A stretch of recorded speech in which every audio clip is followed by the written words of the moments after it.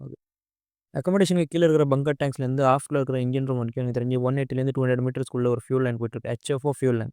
10 நாளைக்கு அந்த லைன வந்து யூஸ் பண்ணாம இருந்தாலும், அந்த லைன்குள்ள இருக்கிற ஃபியூல் ஆயில் வந்து சோக் ஆக மாட்டேங்குது. லைன் வந்து சோக் ஆக மாட்டேங்குது. ஒய்? அப்படிங்கிற கொஸ்டின் நான் வந்து ஃபர்ஸ்ட்டு கேட்டிருந்தேன். அதுக்கான ஆன்சர் வந்து இப்ப சொல்லிக்கிட்டு இருக்கேன். ஆன்சர் வந்து என்னன்னா, ஸ்டீம் ட்ரேசிங். ஸ்டீம் ட்ரேசிங் அப்படின்னா என்னன்னு கேட்டிங்கன்னா, இவ்வளோ பெரிய பைப்ல வந்து ஒரு காப்பர் பைப், காப்பர் டியூப் வந்து லைன் உள்ள ஃப்ளோ ஆகும் வித் ஸ்டீம். ஸோ, அந்த காப்பர் டியூப்குள்ள வந்து steam all the time flow ஆகிட்டே இருக்கும். அந்த ஸ்டீம் என்ன பண்ணும்னா, ஆயில வந்து ஹீட்டா வச்சிருக்கும். விஸ்கோசிட்டி வந்து மெயின்டெயின்டா வச்சிருக்கும். சோக் ஆக விடாது. பைப்புக்குள்ள வந்து இந்த மாரி காயிலிங்கா இல்லாட்டி இப்படி இப்படி வேவ் ஷேப்ஸ்ல வாட்டெவர் ஷேப்ல வந்து ஒரு காப்பர் டியூப் உள்ள போகும். லைன் உள்ளேயே.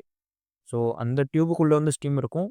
டியூபுக்கு வெளியில பைப் லைன் உள்ள வந்து ஃபியூல் இருக்கும். ஸோ, அந்த ஸ்டீம் வந்து லைன எப்பவுமே சூடாவே வச்சிருக்கும். Even though if line is not in service. So, that's why lines are not getting shocked.